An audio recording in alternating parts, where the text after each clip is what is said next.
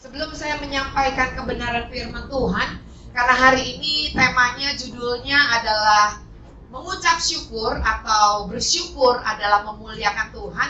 Bapak Ibu, mami saya baru meninggal minggu lalu, ya. Tapi saya diajar Tuhan, ya, dari semenjak menjelang meninggalnya mami, jadi 1 bulan mami ada di rumah sakit. Itu satu kata yang Roh Kudus taruh di dalam hati saya, bersyukur. Kita sering ya dengar kata bersyukur, ya. Bahkan di dalam kehidupan orang Kristen, kata bersyukur itu menjadi sesuatu yang sangat biasa. Ya, kalau kita lagi ngalamin sesuatu, tolong Bu doain, ya, anak sakit, udah bersyukur. Tolong Bu doain, saya ditipu orang, udah bersyukur. Tolong Bu, saya lagi ngalamin ini, udah bersyukur. Ya, selalu disuruh apa? Bersyukur. Sehingga kata bersyukur itu menjadi hal yang sangat biasa di dalam kehidupan orang Kristen. Padahal sesungguhnya di balik kata bersyukur itu ada sesuatu yang luar biasa. Saya lupa saya pernah ceritakan atau tidak di tempat ini. Tapi saya punya 3 orang anak laki-laki. Sejak mereka masih kecil, itu suami saya selalu suruh anak-anak tuh sikat gigi, saudara. Ya, sampai mereka tuh kadang-kadang suka marah sama saya sama suami. Kenapa? Kadang-kadang udah tidur aja kalau belum sikat gigi, kami bangunin, kami suruh sikat gigi. Ya, dan sekarang mereka udah pada dewasa, udah gede. Kadang saya sama suami yang kaget sendiri. Waktu mereka udah tidur, mereka bisa bangun dan mereka sikat gigi. Saya katakan, mau ngapain? Tadi udah tidur, belum sikat gigi, mah. Dan sekarang saya boleh bersyukur. Kenapa? Karena saya lihat anak saya tuh termasuk yang jarang sekali ke dokter gigi. Karena gigi mereka tuh bagus-bagus, saudara. Gigi mereka tuh fine-fine aja, saudara, ya. Dengan kata lain, saudara, waktu Tuhan suruh kita untuk bersyukur, itu pasti untuk kebaikan kita. Amin. Pasti ada sesuatu di balik yang Tuhan suruh itu untuk kebaikan kita. Sama, waktu saya katakan kepada anak saya, sikat gigi, bukan gigi saya yang bagus, betul? Yang bagus gigi anak-anak saya, bukan gigi saya. Demikian pula waktu Tuhan katakan, yuk kita akan lihat di dalam 1 Tesalonika 5 ayat yang ke-18. 1 Tesalonika 5 ayat 18, firman Tuhan katakan apa? Mengucap syukurlah di dalam 1 hal, 2 hal, atau hal tertentu. Enggak, ya. Firman Tuhan katakan mengucap syukurlah di dalam segala hal, segala perkara.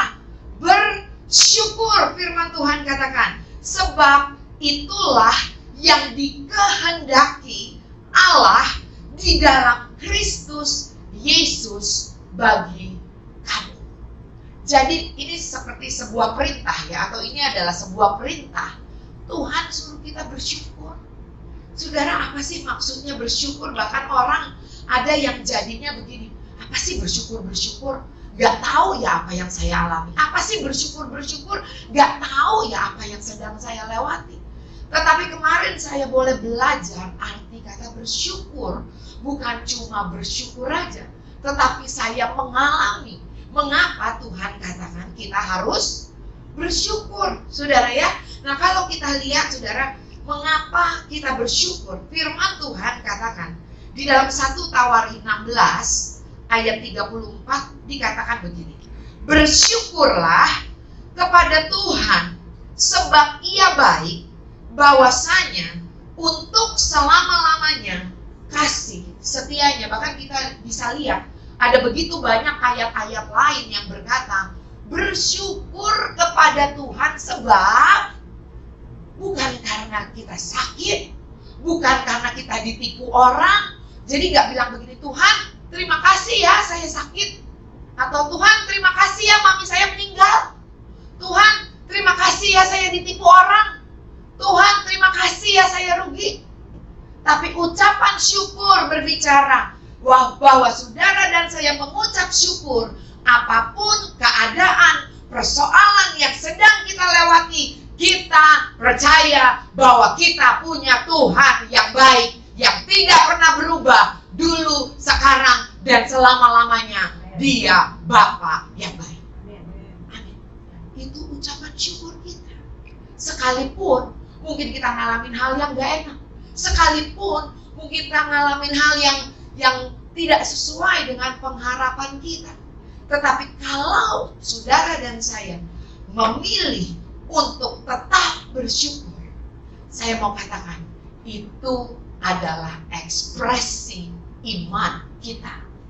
Bahwa kita mau katakan kepada masalah kita, kepada pergumulan kita, hey masalah, apapun yang aku lewati, apapun yang harus aku hadapi, aku akan tetap berkata Tuhan itu baik.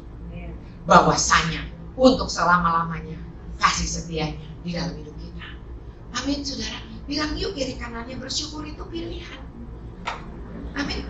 Ya, bersyukur itu pilihan. Bersyukur itu keputusan. Ya, kita bersyukur karena Tuhan itu baik.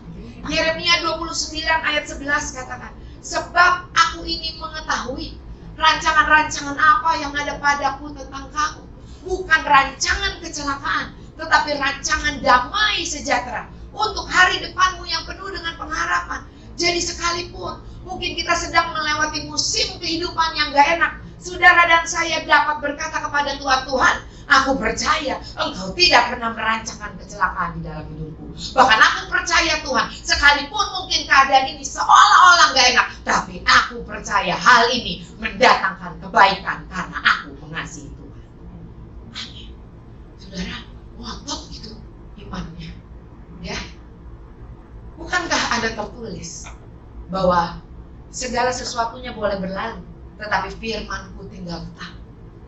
Tetapi janji Tuhan, kasih Tuhan buat setiap kita itu tidak pernah berubah.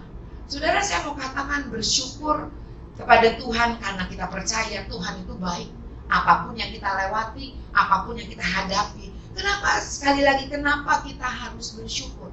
Tahukah saudara, sekalipun kita Kristen, sekalipun kita pelayanan, sekalipun kita beragama, kita tinggal di dalam dunia yang sudah jatuh di dalam dosa. Kita tinggal di dalam fallen world. Kita tinggal di dalam dunia yang jahat.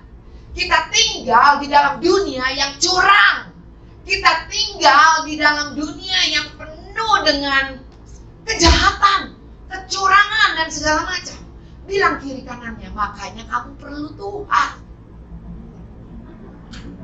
Amin. Karena kita tinggal di dalam dunia yang seperti itu. Kita perlu Tuhan. Kita perlu kasih karunia-Nya di dalam kehidupan setiap kita. Dan Tuhan kasih tahu satu cara. Bersyukur. Yang saya catat di sini Bapak Ibu ya, bersyukur itu menjadi kekuatan. Ya, ini yang saya alami kemarin ini. Saya sama adik saya nih yang kecil, kami berdua yang gantian minum.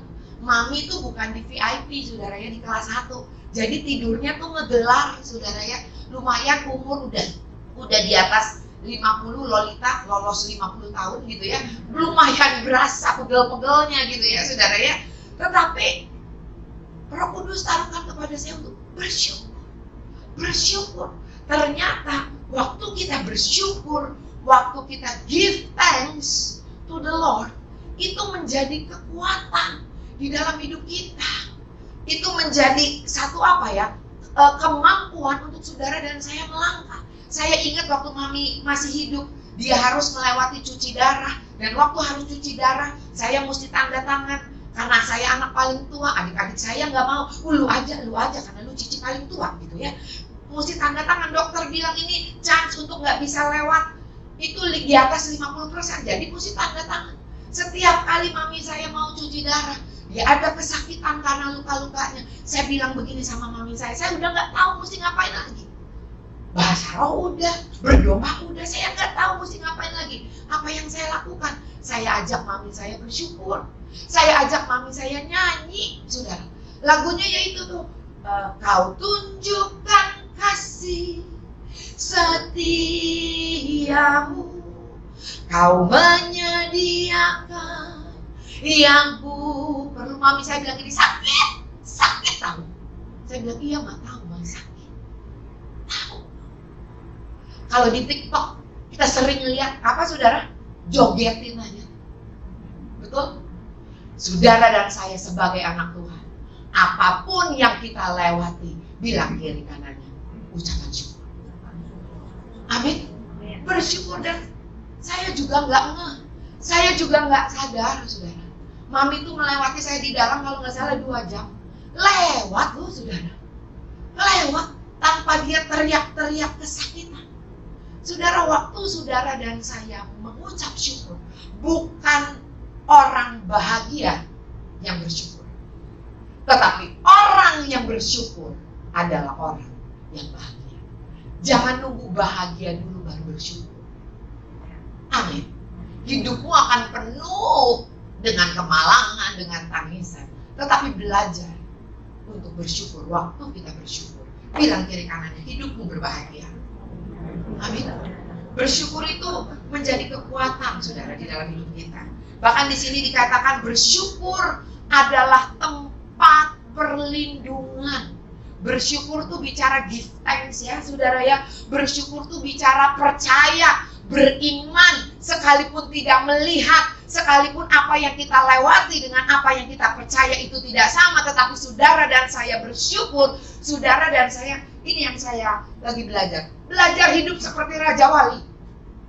Kan dikatakan Raja Wali itu terbang mengatasi badai, betul? Siapa di sini yang nggak punya badai persoalan di dalam hidupnya? Boleh angkat tangan. Nggak ada ya? Bilang lagi kiri kanannya, berarti kamu masih tinggal di bumi. Ya, selama kita masih tinggal di bumi, yang namanya pergumulan, tantangan, masalah itu biasa. Amin. Tetapi kita punya Tuhan yang besar. Kita punya Tuhan yang luar biasa. Belajar jadi Raja Wali. Saya contohnya begini, ini masalahnya, saudara.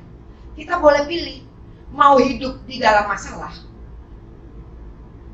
atau hidup jadi Raja Wali di atas masalah. Gimana sih Bu Ola hidup di atas masalah? Masalah ada, tetapi mulutku penuh dengan puji-pujian. Mulutku akan tetap bersyukur kepada Tuhan. Bilang lagi kiri kanannya, itu jadi Raja Wali. Bukankah ada tertulis, hidup dan mati dikuasai oleh lidah. Barang siapa suka menggemakannya akan memakan buahnya. Apa yang sering kita ucapkan, itu yang akan sering kita tuai. Hati-hati saudara. Kalau saudara baca di dalam kitab Perjanjian Lama, bangsa Israel tuh ngeluh mulu. Bapak Ibu, kami nih jaga di rumah sakit 1 bulan, dengerin mami ngeluh terus. Saya bilang sama mami saya, Mam, emang ngeluh jadinya sembuh ya Mam? Dia bilang ini, iya kenapa, sakit tau? Dia bilang gitu. Ngeluh terus. Saya belajar saudara, kalau saya hidup di dalam badai bersama dengan mami saya nggak kuat.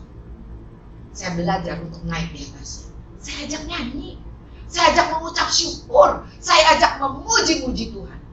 Saudara, bukan keadaan yang kontrol anak-anak Tuhan, tetapi anak-anak Tuhan yang percaya, yang mengontrol setiap keadaan, setiap musim di dalam kehidupannya, yang percaya. Tepuk tangan. Saudara, kenapa? Karena saudara melewatinya bersama dengan Tuhan. Tuhan tidak ada di sebelah kanan, Tuhan tidak ada di sebelah kiri, Tuhan tidak ada di belakang atau di depan saudara. Tuhan ada di dalam saudara dan saya. Amin. Roh yang sama, yang tidak bisa menahan kematian Kristus, itu ada di dalam saudara dan saya. Boleh lihat kiri kanannya, perhatikan sebentar, bilang gini, kamu luar biasa. Yes. Makanya ada firman Tuhan yang katakan bahwa kita cakap menanggung segala sesuatu. Oleh karena apa? Kristus hidup di dalam saudara dan saya. Amin saudara. Lanjut ya saudara ya. Lihat saudara ya, bersyukur adalah tempat perlindungan. Di dalam kitab Mazmur 71 ayat 5-8, Daud berkata begini, sebab Engkaulah harapanku ya Tuhan, kepercayaanku sejak muda ya Allah. Kepadamulah aku bertopang mulai dari kandungan. Engkau telah mengeluarkan aku dari perut ibuku. Engkau yang selalu kupuji-puji. Lihat saudara, ayat yang ke-7. Bagi banyak orang, aku seperti tanda ajaib.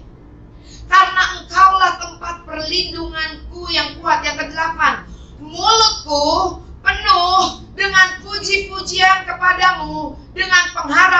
kepadamu sepanjang hari. Dari kecil. Daud tuh, saudara, zaman itu menurut adat istiadat orang Israel, saudara, orang Yahudi, saudara, yang namanya gembala itu orang yang gak masuk hitungan. Udah, lu gak bisa apa-apa kan, lu jagain aja kambing domba gitu. Nah, Daud kambing dombanya cuma 3-4 ekor, gak masuk hitungan. Bahkan waktu Samuel datang ke rumah papanya, Daud gak ada. Kenapa? Karena papanya bilang ini, yang ini pasti gak masuk hitungan. Daud bukan orang yang luar biasa. Dia orang yang biasa-biasa. Dia orang yang jatuh di dalam dosa. Dia orang yang jahat, yang merencanakan yang jahat. Tapi waktu ditegur, dia bertobat. Dan mulutnya gak berhenti mengucap syukur. Mulutnya gak berhenti memuji-muji Tuhan. Sehingga firman Tuhan dicatat. Apa saudara dicatatnya? Bagi banyak orang, dia sebagai tanda ajaib. Dikatakan, he is the man after God's own heart. Bukan gak pernah buat salah, bukan sempurna, enggak. Banyak kesalahan, bahkan kita tahu ceritanya. Mau bangun bait Allah aja Daud gak dikasih. Kenapa? Tangannya penuh dengan darah. Hidupnya penuh dengan peperangan. Tapi sekalipun hidupnya penuh dengan peperangan, Daud mulutnya penuh dengan puji-pujian. Mulutnya penuh dengan ucapan syukur. Saya percaya itu kunci kemenangan Daud di dalam hidupnya. Bilang lagi yuk kiri kanannya, ayo banyak bersyukur. Ya, masalah banyak itu biasa. Amin. Tetapi di dalam banyak masalah, waktu kita bersyukur, kita sedang memuliakan Tuhan. Amin. Ada sebuah cerita di dalam Alkitab, ya, di dalam Lukas 17 ayat 15 sampai 19, bahwa bersyukur itu membuat kita utuh. Bersyukur itu membuat saudara dan saya kontan, whole gitu loh ya. Saudara, orang biasanya yang nggak bisa mengucap syukur itu karena dia nggak konten, selalu merasa kurang, makanya bersungut-sungut. Ya, saya ingat lagi nih saudara ya, kalau saudara lihat di dalam perjanjian lama, itu bangsa Israel udah dikeluarin dari perbudakan dari tanah Mesir, bersungut-sungut. Mereka nggak sadar, bersungut-sungut itu manggil ular di padang gurun, makanya pada dipagut ular, betul ya? Saudara, kita nih kalau bersungut-sungut, kita nggak sadar, kita tuh buka pintu buat si jahat itu masuk. Bukankah ada tertulis di dalam Mazmur 100 ayat 4, masuki gerbangnya dengan apa? Ucapan syukur. Dengan kata lain, waktu saudara dan saya mau masuk ke hadirat Tuhan, waktu saudara dan saya mau masuk ibadah, saudara dan saya begini loh, merendahkan diri. Tuhan, aku mau bersyukur. Masalahku gak lebih besar dari Engkau, penyakitku gak lebih besar daripada Engkau, persoalanku gak lebih besar daripada Engkau. Oleh karena itu Tuhan, aku merendahkan diriku di hadapan-Mu dengan meninggikan Engkau. Engkau Tuhan yang besar, yang tetap sama dulu, sekarang, dan sampai selama-lamanya. Sehingga ucapan syukur, thanksgiving adalah pintu gerbang untuk saudara dan saya masuk ke dalam hadirat-Nya. Amin. Bahkan ada tertulis, Allah bertahta di atas puji-pujian umat-Nya. Wow. Waktu kita memuji dan menyembah Tuhan, waktu kita bersyukur kepada Tuhan, saudara sedang membuat Tuhan menduduki atas persoalan. Saudara dan saya sedang buat Tuhan untuk duduk di atas setiap beban kehidupan. Amin. Ada yang mustahil buat Tuhan? Bilang lagi kiri kanannya, tapi kamu mesti bersyukur. Nothing is impossible for our God. Betul. Tapi kita mesti belajar. Kita boleh bilang beriman. Dimulai dari mulut kita. Karena apa yang keluar di mulut meluap dari dalam hati. Kalau hatimu bersyukur, pasti mulutmu penuh dengan puji-pujian kepada Tuhan. Amin, saudara.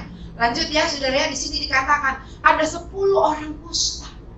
Ingat ceritanya? Kalau yang belum baca Alkitab nanti boleh dipoto, nanti dibaca ya. Ada 10 orang kusta. Dan Yesus lihat mereka. Yesus sembuhkan 10 orang kusta ini. Lalu Yesus berkata kepada mereka, karena kamu sudah tahir, karena kamu sudah sembuh, menurut adat istiadat, Yesus bilang ini, tunjukkan dirimu kepada imam. Jadi diperiksa, saudara, diperiksa. Oh benar, udah gak ada kustanya, udah gak ada lepranya, gitu ya. Mereka datang kepada imam dan singkat cerita dikatakan cuma ada 1 orang yang datang kembali kepada Yesus untuk bersyukur. Lalu di sini dikatakan apa? Saudara, firman Tuhan katakan, lalu di ayat 17, lalu Yesus berkata, bukankah ke-10 orang tadi semuanya telah menjadi tahir atau sembuh? Di manakah yang 9 orang itu? Tidak adakah di antara mereka yang kembali untuk memuliakan Allah selain daripada orang asing ini? Lalu ia berkata kepada orang itu, berdirilah dan pergilah, imanmu telah menyelamatkan engkau. Saudara, ternyata di dalam bahasa aslinya kata menyelamatkan di sini, saudara, itu bicara tentang yang namanya sozo, alive, salvation, keselamatan yang Tuhan berikan buat saudara dan saya.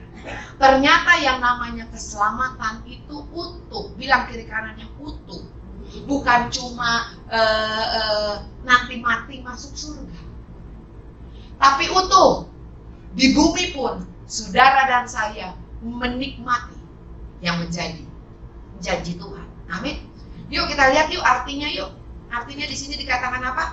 Artinya saudara bukan cuma saudara nanti masuk surga, tetapi artinya bicara tentang kesehatan, bicara tentang healing, tentang semuanya saudara. Utuh, sempurna. Tuhan tuh kalau nyelamatin gak setengah-setengah. Kita yang suka percayanya setengah-setengah. Tuhan enggak. Tuhan kalau mau menyelamatkan utuh. Nih saudara, ya dengan kata lain saudara, 10 orang disembuhin. Tapi yang namanya orang sakit kusta, orang sakit lepra, mungkin saudara ya, jarinya cuma sisa 3, hidungnya bolong, kupingnya sisa 1, maaf ya, pantatnya growak, tahu growak bahasa Jerman? Ya, lepra, enggak butuh. Sekalipun sembuh, tapi mereka udah banyak kehilangan. Tapi Tuhan jawab begini kepada 1 orang yang kembali datang kepada Yesus untuk bersyukur. Saudara, waktu Tuhan tolong saudara dan saya 1 perkara, jangan berhenti sampai di situ. Masih banyak perkara-perkara lain yang Tuhan mau pulihkan di dalam hidup saudara dan saya. Amin. Ini yang 1 orang kembali. Dan firman Tuhan katakan, dia dijadikan utuh waktu dia bersyukur. Saudara, apa yang terhilang dari dalam kehidupan? Apa yang diambil dari dalam kehidupan? Yuk kita belajar bersyukur. Tuhan sanggup bukan cuma memulihkan. Waktu saudara dan saya belajar bersyukur, Tuhan sanggup mengembalikan apa yang terhilang di dalam kehidupan. Yang percaya tepuk tangan buat Tuhan kita yang luar biasa. Amin saudara. Yuk kita lihat lagi nih, ada 1 cerita lagi saudara ya, di dalam Kejadian 22 nih. Kejadian 22 ayat yang kelima. Waktu itu Abraham diuji imannya, disuruh oleh Tuhan anak yang Tuhan janjikan untuk disembelih, untuk dipersembahkan kepada Tuhan. Lalu di ayat 5 dikatakan begini, kata Abraham kepada kedua bujangnya itu, ini Abraham memang bapak orang percaya, bapak orang beriman. Dia katakan begini, tinggallah kamu di sini dengan keledai ini, aku beserta anak ini akan pergi ke sana. Kami akan sembahyang. Sembahyang itu adalah berdoa membawa persembahan. Sembahyang itu adalah berdoa membawa persembahan. Amin. Sudah, apa sih persembahan? Persembahan syukur. Sekalipun keadaan yang kau sedang lalui, musim kehidupan yang kau sedang lewati, sedang tidak baik-baik saja, tetapi engkau datang sembahyang, membawa ucapan syukur dan berkata, sebab Tuhan baik, sebab Tuhan baik, sebab Tuhan baik, anugerahnya kekal selamanya. Mungkin kau menyanyi sambil nangis bombay. Kau sedang bawa persembahan kepada Tuhan. Engkau sedang sembah Dia. Amin. Lihat apa yang dikatakan oleh Abraham. Sesudah itu, lihat ini ayat kata-katanya. Kami. Dia nggak bilang saya. Dia bilang apa? Kami akan kembali kepadamu. Saya percaya. Abraham sekalipun dia harus mengorbankan anak yang paling dia sayang, anak yang menjadi janji Tuhan di dalam hidupnya, tetapi dia tetap berkata begini, aku percaya, aku punya Tuhan yang baik, aku punya Bapa yang tidak mencelakakan aku aman di dalam rancangan dan rencananya. Amin. Abraham mengucap syukur. Yang terakhir saudara ya, kita lihat saudara ya, kuasa di dalam mengucap syukur. Mazmur 34 ayat 12 sampai 13 bilang begini, siapakah orang yang menyukai hidup, yang mengingini umur panjang untuk menikmati yang baik. Jagalah lidahmu terhadap yang jahat dan bibirmu terhadap ucapan-ucapan yang menipu. Dengan kata lain, waktu bibir ini maunya bimoli, tahu bimoli? Bibir manyun 5 cm. Waktu bibir ini maunya bersungut-sungut, saudara dan saya switch, enggak, aku mau memuji. Waktu mulut ini maunya ngeluh, waktu mulut ini maunya marah, saudara pilih, enggak, aku mau memuji Tuhan. Amin, saudara lihat. Lalu dikutip lagi dalam 1 Petrus 3 ayat 9 sampai 10, ayat yang sama dikutip, bilang begini.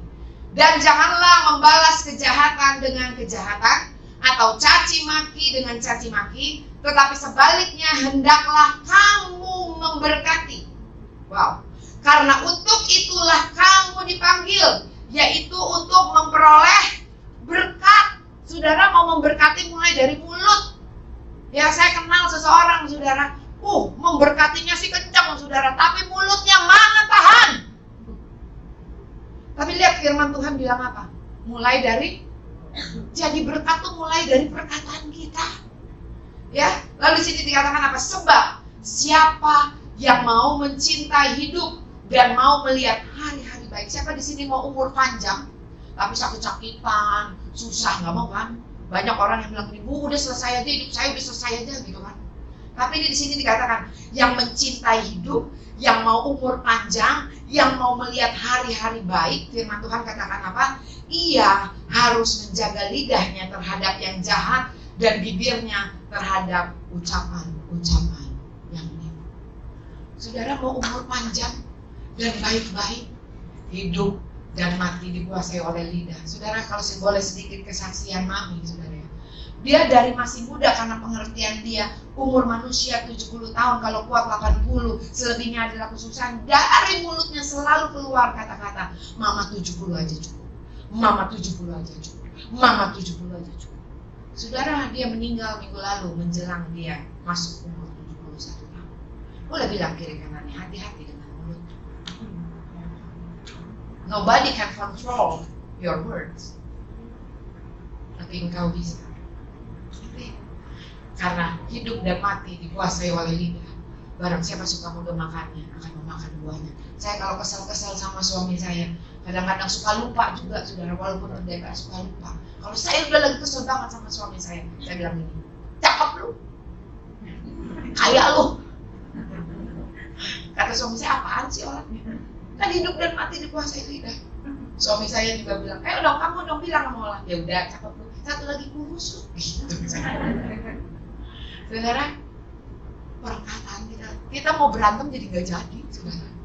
Ya, kita jadi ketawa-ketawa, saudara ya. Nah, oleh karena itu, saudara, kalau Tuhan katakan mengucap syukurlah dalam segala hal, karena di balik ucapan syukur ada kuasa, di balik ucapan syukur ada mujizat, di Di balik ucapan syukur ada pemulihan. Tuhan kita tuh bukan iseng doang sembarangan itu. Bukannya dia haus pujian, saudara. Betul? Kita nggak mau muji aja dia bisa pakai batu untuk memuji-muji kita. Tetapi kalau dia katakan, biarlah mulut kita penuh dengan puji-pujian, biarlah kita give thanks to him, biarlah kita bersyukur kepadanya, karena ada kuasa yang luar biasa di balik ucapan syukur. Amin, saudara.